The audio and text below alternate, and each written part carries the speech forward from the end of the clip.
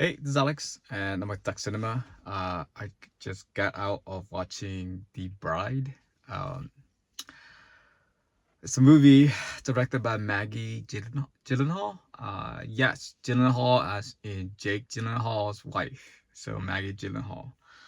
Um, Maggie Gyllenhaal has always been like an actress, but she started making movies. I think this is the second feature film that she made as a director. Her first being The Lost Daughter, I believe, right? A while back. Um, The Bride stars Christian Bale as Frankenstein, Frankenstein the monster. Jesse Buckley as the bride. Um, Jake Gyllenhaal is also in the movie, but he plays a minor character. Um, the bride. There's other people too. Penelope Cruz also plays a character in this one. She plays a detective. Um, and yeah, there's Annette Bening is also in this movie too. So the bride is essentially a some backstory, right? So I think everyone here is familiar with the Universal monster movies, right? So that means like Dracula, The Mummy, Secrets of the Lagoon, or something like that. Uh, uh, the Frankenstein. But along the way, they made like Bride of Frankenstein. So this movie, The Bride, is sort of like a reimagining adaptation, more or less, of The Bride of Frankenstein. That takes place in the future. Um, yeah, it's The Bride of Frankenstein. If you don't know, is a sequel to Frankenstein, the movie, the monster. So yeah, the movie is definitely a reimagining because it sets in the future. By the future, we're talking about like I don't know the era, like 1930s, 40s maybe. I again do not remember. Um, the the the film was definitely shot for IMAX. I didn't see it in IMAX. I got a late showing. It was 9:30 or something. Um, Even though it wasn't, I saw it without IMAX. I could tell that this was definitely filmed in IMAX or filmed for IMAX. Uh, so there was some scenes that has like really big cinematic looks for it. So that's something to to look out for. I have thoughts about this movie. I'm actually having a hard time to kind of describe whether I love the movie, like the movie, or I hate it. Um, I'm just gonna ramble just a little bit, right? I did take down some notes for this, right? So the first thing I want to say is that um, the one thing that this movie did extremely well is the visual and the style of the movie. Um, is a very stylish like movie. It has dramatic moments, dark comedy, and it also have like a musical somewhere in between, which I thought was very interesting. Um, there are supernatural elements that are tied to this movie because it's Frankenstein. Frankenstein has supernatural elements in general, but it's not everything. If anything, this movie is a love story about Frankenstein and a bride, or in this case, a monster, a person that is lonely and is looking for love and find love and the consequences of love.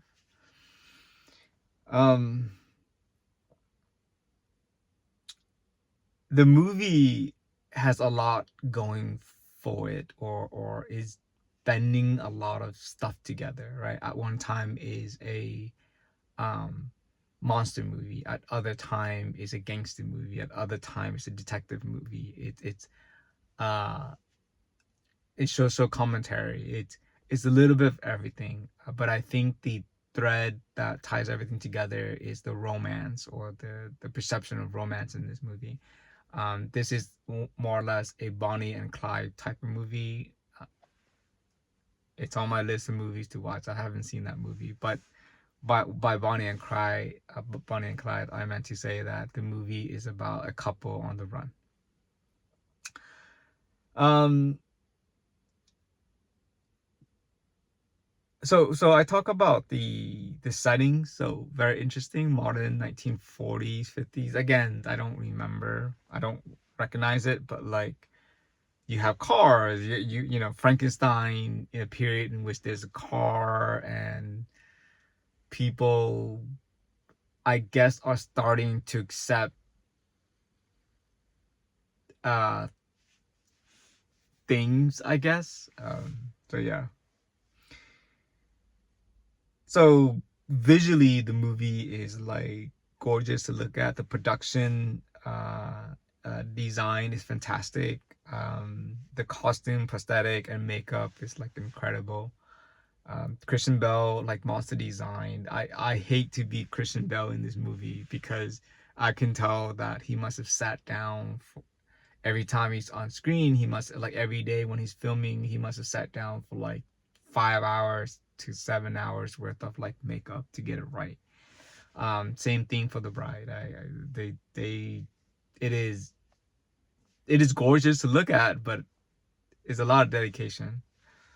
Um, the music in this one works well with the movie. Atmospheric at times, like very um loud music. Loud in the sense, not like just loud music, but like impactful music. Here's what I mean. So that movie right there is Back to the Future.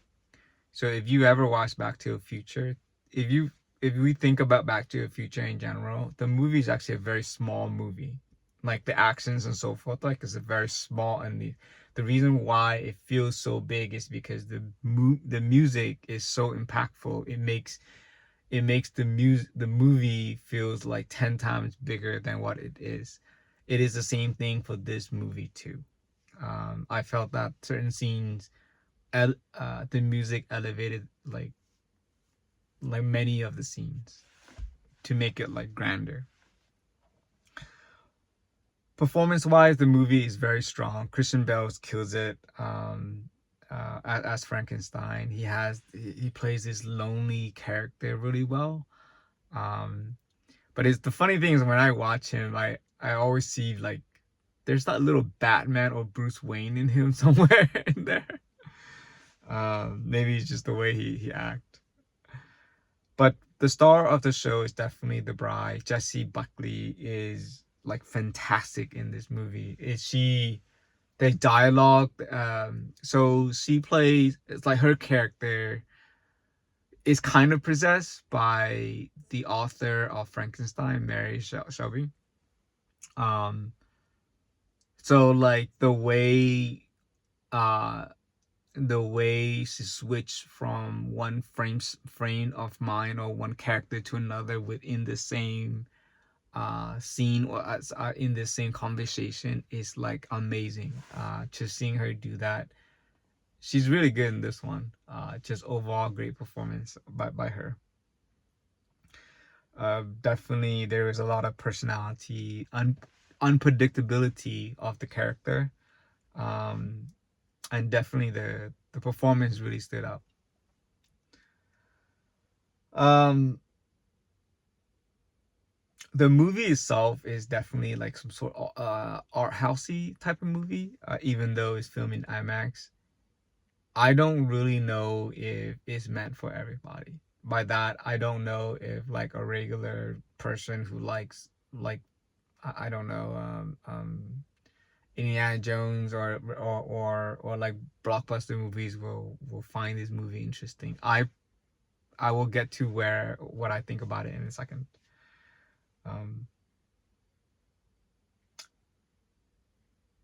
the movie is not like a straightforward blockbuster monster movie. The tone shift between drama, romance, dark humor, and like surreal moments.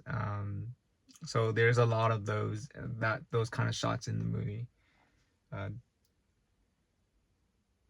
I think the reason why people is not gonna like it as much, or maybe give a negative review, is because the story is not fully grounded.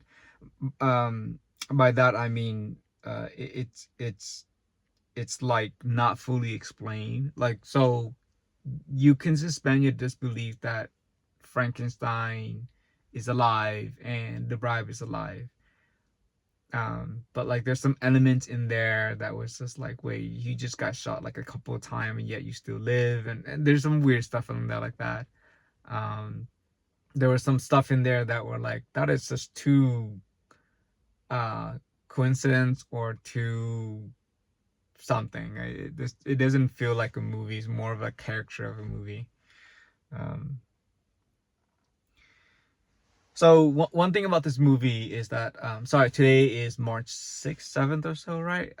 Usually studio release, like, let's call it bad movies around this time. So for this movie to be released this time, possibly is telling the audience that this movie you may not like. So if it was truly a blockbuster movie, it would have been released in the summer. It could have been. I think there's, I don't know, with the right direction, sorry, with the right marketing, I think it could make like a lot of money in the summer. However, this is not one of those. This is released in March, so I don't know if it's gonna make a lot of money.